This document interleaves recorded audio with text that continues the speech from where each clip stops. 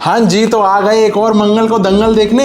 एक पूरे हफ्ते की जो बेस्ट अपडेट्स हैं वो आपके लिए लेके आ गया हूं और इस बार तो बहुत ही ज़्यादा इंटरेस्टिंग अपडेट्स हैं। सबसे पहली अपडेट है सैटकॉम वर्सेस ट्राई। अब जो सैटकॉम वाली जो कंपनीज हैं और ट्राई, इनकी नोकझोंक तो चलती रहती है, कोई नई बात तो है नहीं, लेकिन आज इस नोकझोंक का जो टॉपिक है वो है एयरवेव्स। बेसिकली सिस्टम क्या है कि जो सैटकॉम वाली जो कंपनीज हैं वो ट्राई को ये बोल रही हैं कि भाई जो आप एक ना 28 गीगाहर्ट्ज का जो बैंड रहेगा उनको रिजर्व रख दो एडमिनिस्ट्रेटिव प्रोसेस से, सिर्फ सैटकॉम वाली कंपनीज को ही देना। जो ग्राउंड लेवल पे सारी कंपनीज हैं जो टेलीकॉम ऑपरेशंस प्रोवाइड कर रही हैं उनको मत दो, हम हमारे लिए एक सेपरेट एयरवेव्स का बैंड अलग कर दो। तो ये चीज जो है ट्राई इससे बहुत ज्यादा कोई खुश नहीं है और वो ट्राई ये बोल रही है कि भाई ऐसा नहीं करना चाहते हम, इंडिया के रिसोर्सेज बहुत ज्यादा वेस्ट हो जाएंगे अगर हम एयरवेव्स को स्पेसिफिकली सैटकॉम वाली कंपनीज के लिए अलग कर देते हैं। अब ये बोला इसीलिए गया था कंपनीज की तरफ से क्योंकि विदेशों में बाकी जगह पे इस तरीके का पैटर्न फॉलो हो रहा है, लेकिन अगर इंडियन पैटर्न को देखो आप, जो टेलको कंपनीज की आज जो सिचुएशन है इंडिया के अंदर, तो वो बहुत ज्यादा अच्छी नहीं है, बहुत ज्यादा प्रोग्रेसिव नहीं है। एयरटेल वैसी लॉसेस से रिकवर करके आई है अभी, और अगर वी को देखो तो ऑलरेडी अभी इतने ज्यादा कर्जे में है। जियो ठीक है, अच्छा कैश फ्लो है, लेकिन एक कंपनी के अच्छे होने से सारी चीजें अच्छी नहीं हो जाती। टेक्निकली अगर आप देखो जो एयरवेव्स हैं, जो मिलीमीटर वेव हैं, दूसरे ब्रांड्स अगर अलग कर देते हैं सैटकॉम कंपनीज को, तो उनका ऑप्टिमम यूसेज इसलिए नहीं हो पाएगा क्योंकि जो सैटकॉम वाले जो यूजर्स होंगे वो इनिशियल स्टेजेस में बहुत ज्यादा कम होंगे। ऐसे में ग्राउंड लेवल पे अलग वेव चलना और सैटकॉम वाले के लिए अलग चलना, तो ये रिसोर्सेज की वेस्टेज होगी और ट्राई इसको बिल्कुल नहीं चाहता है। अब सैटकॉम कंपनीज इसलिए दिक्कत कर रही हैं क्योंकि उनका बहुत ज्यादा इन्वेस्टमेंट हो रहा है इंडिया में अपना सारा इंफ्रास्ट्रक्चर बनाने में, और ये चीज थोड़ी सी आगे जाके दिक्कत कर सकती है। अब देखो फाइनल क्या होता है, ये तो अभी पता नहीं है, लेकिन सैटकॉम कंपनीज आए तो मजा तो बहुत आने वाला है। नेक्स्ट अपडेट यहाँ पे एयरटेल की तरफ से है। तो जो एयरटेल के जो चेयरमैन है सुनील मित्तल, उनके हिसाब से एयरटेल अब जाके एक स्टेबल ऑर्गेनाइजेशन बन पाई है। लास्ट 5 साल बहुत ज्यादा टफ रहे हैं कंपनी के लिए, स्पेशली जियो की एंट्री के बाद तो गेम ही पलट गई थी। उन्होंने ये भी बताया कि लास्ट 30 महीनों के अंदर $18 बिलियन की जो है फंडिंग रेज करनी पड़ी क्योंकि यहाँ पे एक्सपेंसेस बढ़ते चले जा रहे थे और साथ में जो कस्टमर रेवेन्यू है वो शिफ्ट होता चला जा रहा था, खिसता चला जा रहा था जब जियो आ गया था मार्केट में। तो बाकी के जो टेलको प्लेयर्स थे उन्होंने अपनी शॉर्ट टर्म स्ट्रैटेजीज बनाई, उसमें से काफी सारे फेल हो गए, लेकिन एयरटेल ने एक लॉन्ग टर्म स्ट्रैटेजी बनाई थी और अब जाके उसके रिजल्ट्स निकल के आए हैं।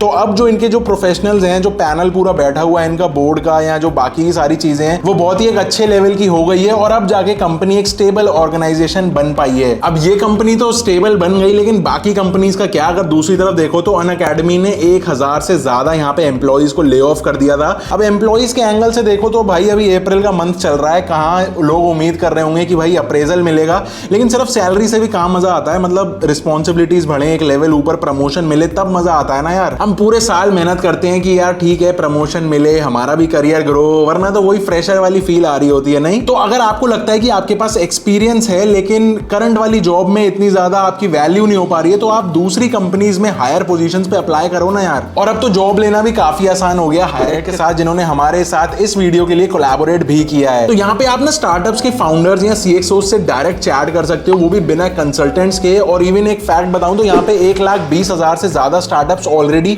हायर कर रहे हैं। आपको कुछ नहीं करना, आपको बस डिस्क्रिप्शन में दिए हुए लिंक पे क्लिक करना है और वहां पे ऐप डाउनलोड करके साइन अप कर लो। उधर क्वेश्चंस के आंसर्स देके अपनी एक प्रोफाइल बना लो और ऐप का एल्गोरिथम इतना स्ट्रॉन्ग है कि ऑटोमेटिकली मैच कर देगा रिक्रूटर्स के साथ। और अगर बात प्राइवेसी की है तो आपकी कोई भी डिटेल्स बिना आपकी परमिशन के किसी भी रिक्रूटर को नहीं दी जाती है। तो बस देर किस बात की है, नीचे डिस्क्रिप्शन में लिंक पे क्लिक करो, डाउनलोड करो और वेलकम करो न्यू अपॉर्चुनिटीज।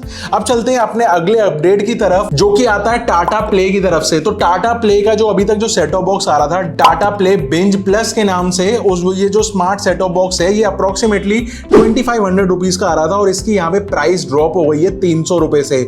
अब ये इसकी नई प्राइसिंग हो गई है 2199 और ये तब किया है इन्होंने जब एयरटेल ने अपने एक्सट्रीम सेट ऑफ बॉक्स की प्राइसिंग 2500 से रिड्यूस करके 2000 रुपए पे ले आए थे। लेकिन अभी भी देखो तो टाटा प्ले वाला 200 रुपए ज्यादा महंगा है और ठीक है एक एवरेज प्रोडक्ट है। अगर किसी को OTT और DTH दोनों का बंडल चाहिए हो तो मैं तो नहीं देखता हूँ वैसे DTH, आप बताओ आप देखते हो या आपके घर में कौन कौन देखता है? मेरा बेस्ट गेस मैं बताऊं तो बड़े लोग जो है ना, सारे जो पेरेंट्स हो गए या ग्रैंड पेरेंट्स हो गए, वो सब टीवी पे होंगे। आपकी मेरी जनरेशन अगर जो इस वाली एज ग्रुप की है अंडर 30 वाली, वो सारी शिफ्ट हो गई होगी OTT के ऊपर। बताना मैं सही कह रहा हूँ या नहीं। अब ये वीडियो एडिट करते करते ही मेरे पास एक बड़ा ही फ्रेश अपडेट आया है। जियो फाइबर वाले जो यूजर्स हैं उनके लिए एक बड़ा इंटरेस्टिंग अपडेट है कि नए प्लान्स यहाँ पे कुछ निकल के आए हैं।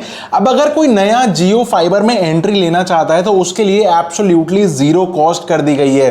तो सिस्टम ये है कि अभी तक जो 399 और 699 वाले प्लान्स थे उसके अंदर कोई भी OTT का पैकेज नहीं था, लेकिन अब क्या हो गया है कि अगर आपके पास 399 या फिर 699 वाला प्लान है या आप नया कनेक्शन लेना चाहते हो तो आपको ऑप्शन दिया जा रहा है कि आपको सिर्फ इंटरनेट कनेक्टिविटी चाहिए तो 399 दे दो, और अगर इसके बाद अलग से OTT का पैकेज चाहिए तो 100 रुपए महीने में आपको 6 ऐप्स मिल जाती हैं, और अगर 200 रुपए महीना आप एक्स्ट्रा देते हो तो पूरा 14 ऐप्स का जो बंडल है वो आपको मिल जाता है एक्सेप्ट नेटफ्लिक्स। तो ये बड़ा सही सिस्टम है। इसके अलावा अगर 699 वाला प्लान है तो उसके अंदर भी एग्जैक्टली सेम है। 100 रुपए ज्यादा दोगे तो 6 ऐप्स मिलेंगी, 200 रुपए ज्यादा दोगे तो 14 ऐप्स मिलेंगी। जो 100 रुपए का एड ऑन है उसका इन्होंने नाम दिया है एंटरटेनमेंट वाला एड ऑन, और एंटरटेनमेंट प्लस है 200 रुपए एक्स्ट्रा वाला।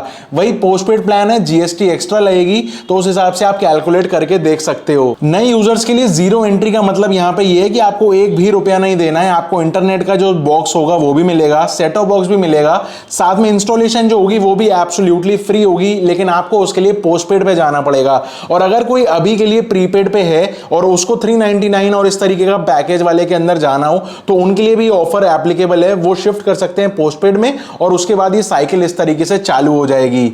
अगला अपडेट अगेन है यहाँ पे एयरटेल की तरफ से। यहाँ पे अभी तक जो Amazon प्राइम का बेनिफिट मिल रहा था एयरटेल के पोस्टपेड के कनेक्शंस के अंदर, वो सारे 1 साल वाले थे। चाहे आप 499 वाला प्लान ले लो, 999 वाला ले लो, 1199 या 1599, कोई सा भी प्लान ले लो, सबके अंदर Amazon प्राइम 1 साल का था। लेकिन अब यहाँ पे रिडक्शन कर दी है, छोटी सी स्लीकी सी, यहाँ पे कोई अपडेट नहीं दिया मेजर मीडिया के अंदर, और टर्म्स एंड कंडीशंस यहाँ पे अपडेट कर दिए हैं। सिस्टम ये है कि पहले 1 साल की जगह अब रह गया है वो सिर्फ और सिर्फ 6 महीने।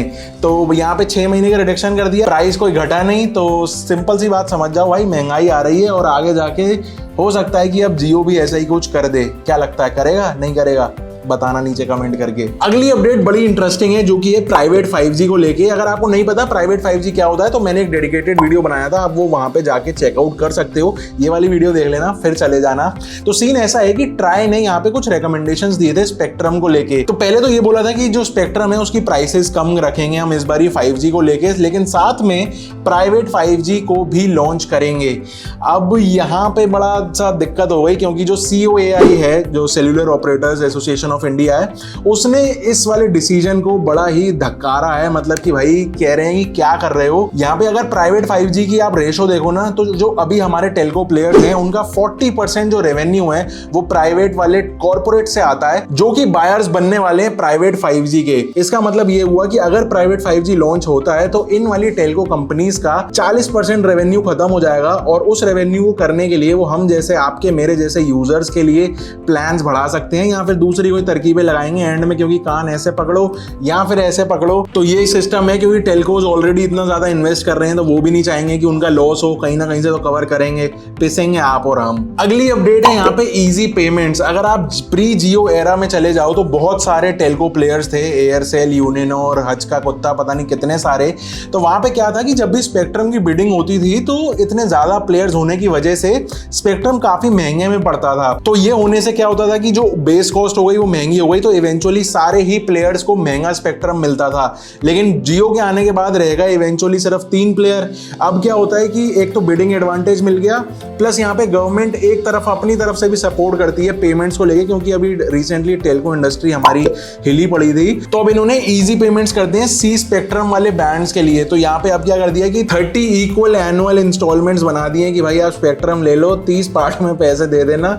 तो ये खास करके वी के लिए काफी अच्छा हो सकता है, क्योंकि यार उसको वैसे ही कैश फ्लो की दिक्कत हो रही है वी कंपनी को। अब ये वाली EMI no cost EMI type की मिल गई, नो कॉस्ट तो नहीं कहेंगे, इंटरेस्ट तो लेगी गवर्नमेंट, लेकिन इजी पेमेंट कर दिया है भाई, टुकड़ों में दे दो। तो ये हेल्प तो कर देगी कंपनीज को, और पता नहीं हमारी जेब पे नहीं हेल्प होगी, बस यही दिक्कत फंस रही है। Last but not the least, आज की जो फाइनल अपडेट है वो ये है कि जो हमारी टेलको कंपनीज हैं वो एनुअली अगले साल से एटलीस्ट 3 से 4 हजार करोड़ रुपए सेव कर सकते हैं। सीन ऐसा है कि अब जो स्पेक्ट्रम की ऑक्शंस होने वाली हैं, अगर उसके अंदर जो कंपनीज हैं वो 28 गीगाहर्ट्ज की जो मिलीमीटर वेव्स होती हैं वो उसका बैंड के लिए अगर बिड करते हैं और अगर ले लेते हैं, तो ऐसे में उनका एक जो बड़ा मेजर चार्ज जो जाता है हर साल का, SUC चार्ज जिसको बोला जाता है, स्पेक्ट्रम यूसेज चार्ज, उससे बच जाएंगे देने से, क्योंकि ये वाला जो बैंड है ये इसके अंदर स्पेक्ट्रम यूसेज चार्ज नहीं देना होता। तो अब इसकी अगर एनुएटेड प्राइस देखें तो एटलीस्ट एयरटेल और जियो जैसी कंपनीज को 3 से 4 हजार, इवन 4500 करोड़ रुपीस बचा सकते हैं। अब ये करने से इनका तो फायदा होगा ही होगा, लेकिन पब्लिक का भी फायदा होगा, क्योंकि ये इंश्योर कर देगा कि मिलीमीटर वेव आने वाला है। और अगर ये मिलीमीटर वेव आ जाता है तो इसकी खास बात ये होती है कि अल्ट्रा हाई स्पीड्स मिलती हैं, अल्ट्रा लो लेटेंसी मिलती है, और स्पेशली उन एरियाज में फाइबराइजेशन जहां पे नहीं है वहां पे अच्छी कनेक्टिविटी ये लोग दे सकते हैं 5G के नेटवर्क्स में। तो 5G तो भाई 15 अगस्त को आने वाला है। वैसे क्या लोगे, हैंड टू हैंड स्विच करोगे या पहले देखोगे कि क्या प्लान्स आ रहे हैं, जो लोग खरीद रहे हैं उनको कितनी स्पीड आ रही है, फिर डिसाइड करोगे कि भाई लेना है कि नहीं लेना? नीचे मुझे एक कमेंट करके जरूर बताना। और अगर आप इस अप्रेजल के सीजन में अपनी सैलरी से कुछ ज्यादा चाहते हो तो हायरेक्ट डाउनलोड करना मत भूलना, लिंक नीचे डिस्क्रिप्शन में है। अपना करियर हाइक करके तो देखो। मिलता हूं आपसे अगली वीडियो में, तब तक के लिए stay safe, stay sarcastic, see ya।